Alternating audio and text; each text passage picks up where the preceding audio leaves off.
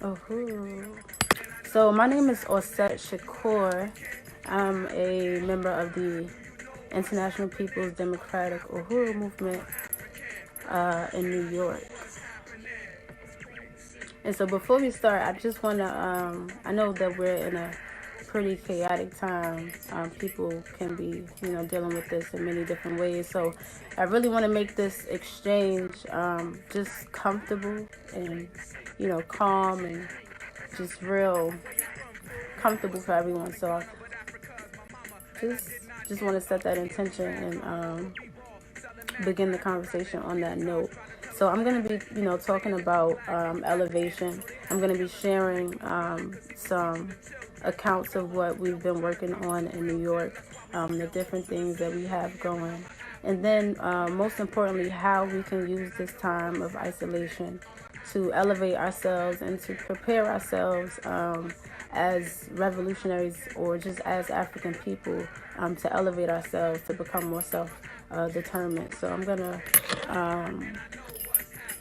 I'll get started with what we have going on in New York, and what I'll do is I'll kind of show you guys how what we do on a regular, how it connects to this time of isolation, and how we can really use, again, this time of isolation to our advantage to advance our movement. So in New York, every first Saturday of the month, we have a One Africa, One Nation by Black Power Marketplace, where we have different vendors come, and we have cultural performances. We have a recording of Uhuru Mindset, which is a pretty dope show that we're developing to tap into the consciousness of colonized Africans. So I'll get a little more into that. And like I said, again, this is just really going to be a comfortable exchange. I really just want to have a conversation because it's not too often that we get to really connect and gather as the working class people. Like, we don't really get to talk and just have conversations. So I really like to make this exchange just one of those exchanges. Things can get pretty heavy as colonized people. The weight that we're carrying, trying to maneuver the system. So I really just want to, again, make this understood that this this is just going to be a conversation that I like to have, and just catching up and giving an account of what's going on. So yeah, so the marketplace, like I said, is pretty dope. It's definitely allowing people to see the power in buying black, and giving people the understanding of not just buying black, for the sake of giving your dollar to anybody with brown skin, but really understanding the importance of investing in people who have the African working class's best interest at heart.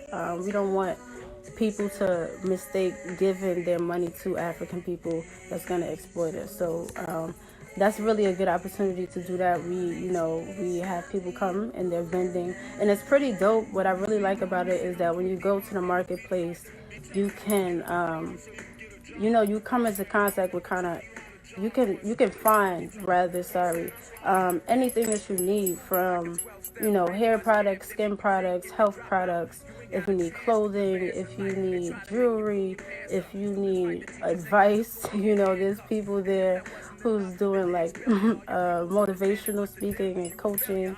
It's pretty dope, and it's pretty fascinating, but it's showing us how we can connect our resources, and it's allowing us to see the various different resources that we have. It's not just one thing that we can use as a source of income, but there's various different ways for us to connect our talents, our gifts, our interests, and to use that to develop the African nation financially. So it's pretty dope. I really enjoy the marketplace. Definitely enjoy the cultural performances and the recording of a Uhuru Mindset. Like I said before, is pretty dope. What else do we have going on? We have every first Saturday, like I said, we have the marketplace, and then we also have the Freedom Mike Revolutionary fundraiser that happens immediately after, which is like the dopest thing ever. I want to make sure, because I'm about to go in on Freedom Mike, so I want to make sure that I don't like miss anything that I want to touch on, because I really appreciate the Freedom Mike and how that's allowing us to elevate in just powerful ways. So let me just double back. Okay. Yeah, we'll be alright. We're just talking, right? So yeah, the Freedom Mic, I'm really biased because I'm just like really fascinated with performance and just communication and words and connection between, you know, African people, you know, the various different ways that we've connected with each other. It's just amazing to me. So the Freedom Mic is a revolutionary fundraiser. It's a fundraiser that we have first and foremost to gain proceeds for a Huru house that we are gonna have in Brooklyn. So that's the fundraiser. Now let me get into the fun. So the thing that I like about the Freedom Mic is, you know, that we get an opportunity to see what is on the hearts and minds of colonized Africans. Now, to me, just expression of any form allows you to see what a person is experiencing, because they are, you know, releasing that which they engage with. And so the Freedom Mics is powerful because, again, as colonized Africans, I mean, we know when we look back in history, there was a point where we literally had muzzles on our mouths and we weren't able to speak. And we know the power in the voice, and we know why. There's so many people who's afraid to speak any bit of truth, however small or large it may seem to a person. There's fear in, you know, speaking the truth. And so we really want to provide people with the space to share their art, to whatever it may be. We have comedians, we have poets, rappers, singers, motivational speakers, just all different types of people that come and express. And I really want people to understand that those are revolutionary acts, to be able to speak your truth and share your truth in the form that you choose, the way that you choose. That's a revolutionary act. And we're definitely calling for people, if you're interested, if you're a poet, if you want to come out, always reach out and see how you can get involved, because we definitely want you there. I think it's so amazing. You know, just this month, I believe, yeah, it was through March, we had a young, very young sister. I believe she's about 7 or 8 years old, who she came and she performed. Her name is Amali Selassie, but she's so young, and her voice is so powerful, her word is so powerful. But it's just a testament to how through these forms of communication, how information is passed down through generations, and how powerful that communication is. When I think of rappers or musicians, I think immediately of I think when I think of rappers, musicians, I think immediately of us in the fields, you know, singing together, singing. Like when I think of slaves on a plantation, singing, chanting songs, having the intelligence to kind of put these codes in songs and signal when it was okay to run and which way to go and which direction to move. I just think that that's powerful, and I think that we still do. Just genetically have that within us. It's just within us, and we, in our music, we kind of, whether consciously or unconsciously, kind of put codes in our music. You know, I think, you know, as a writer, I used to say to myself all the time, trying to decode certain lyrics from certain hip-hop artists is kind of like, you know, being in the Underground Railroad, because you are mentally trying to escape and reach freedom. And I just think that it's just pretty dope. And so again, the freedom mics allow people to do that. So however you come to the open mic, whatever content it is, it's allowing us as people to assess what it is that we're feeling. Like I said, what we're going through. And it's just a pretty dope time. And I think with that being said, this isolation, one thing that I think is extremely important for us to take advantage of is to, the topic is elevation and during this time of isolation. And so that's what I'm about to get into in more depth right now. How you can use this time of isolation if you have the time.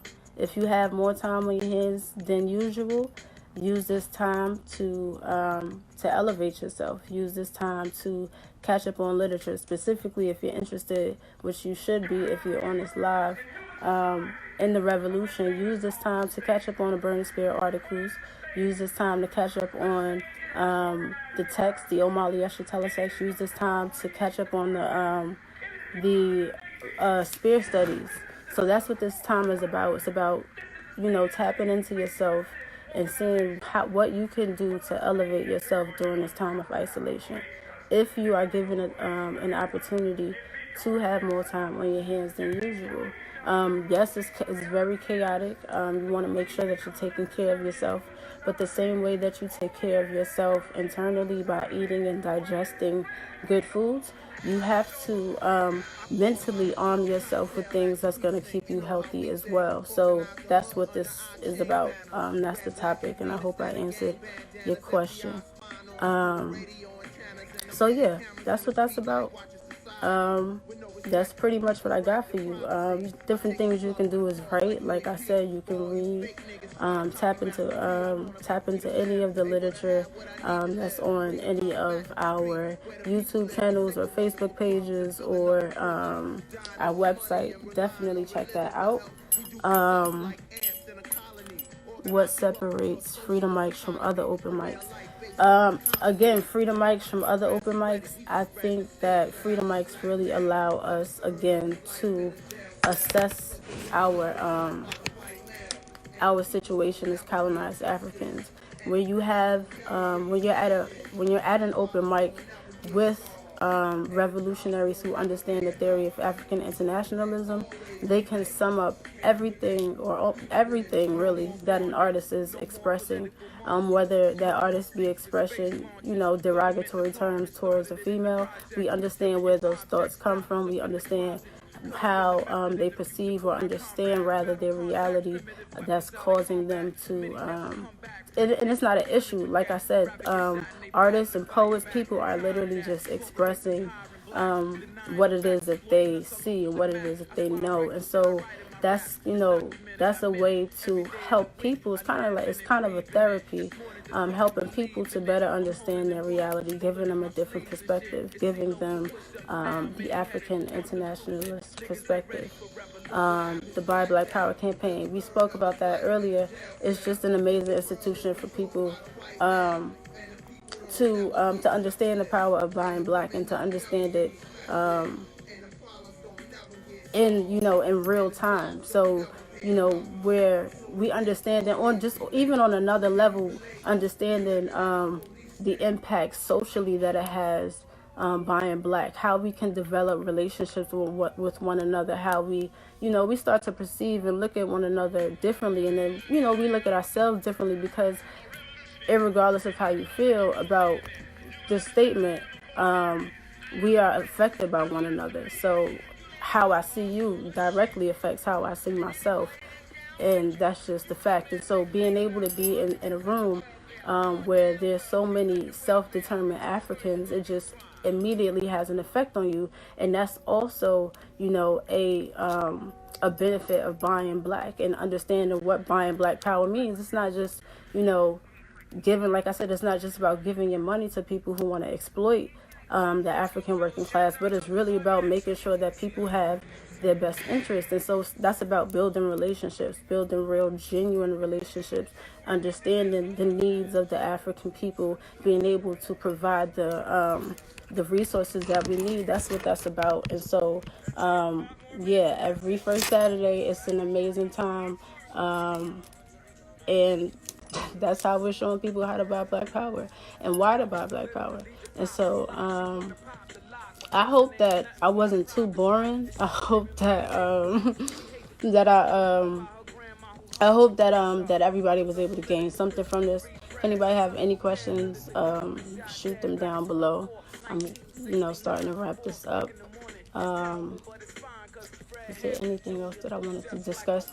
If you are watching this and you're not a member of the International People's Democratic Uhuru Movement, definitely reach out to anybody either in the comments, go to the website, Google research, reach out to me if you're interested. But definitely reach out and see how you can get more information, because everybody, let me not say everybody, but we are definitely, why did I join?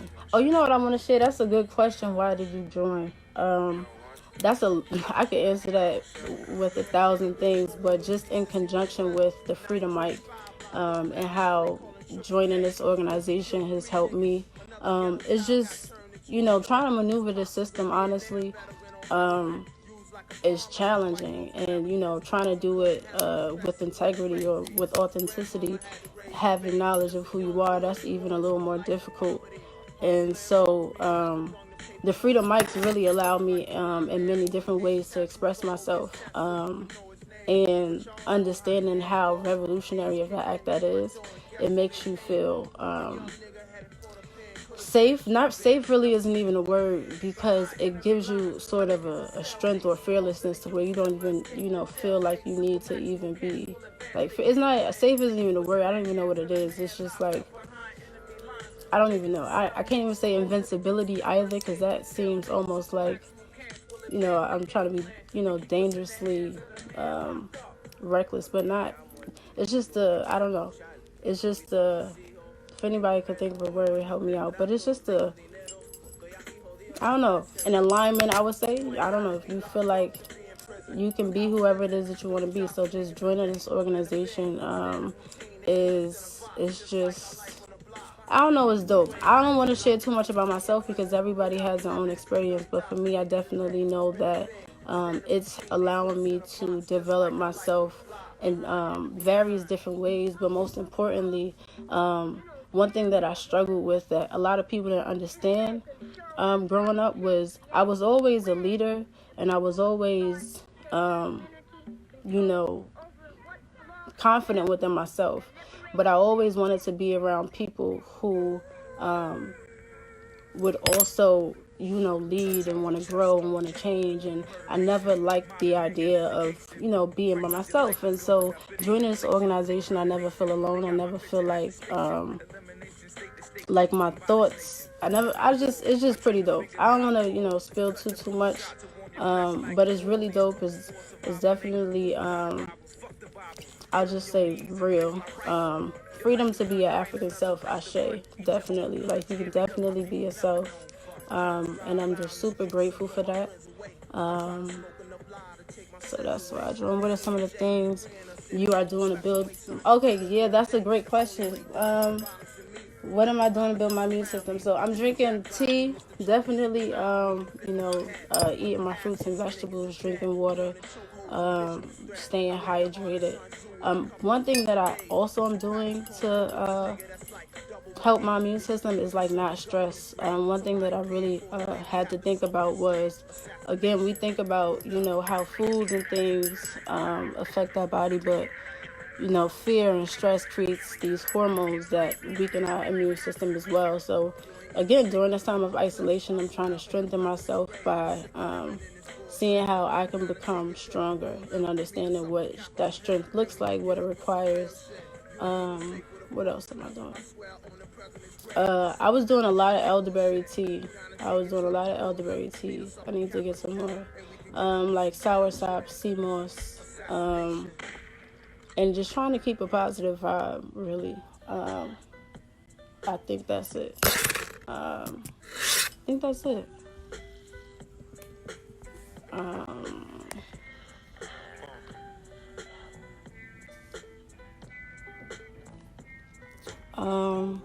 My handles, Um, you can look on the I'll put it in the comments. But definitely join InPDUM, and somebody will be able to help you with probably anything in life.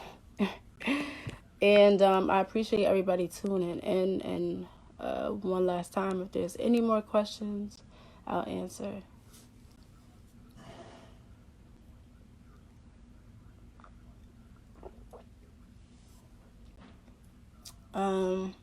And yeah, if you're in New York, come to one of our events. Yeah, it was something that I wanted to say. I don't know, but I'll probably put it in the comments if I think of it. Again, thank you all for joining. And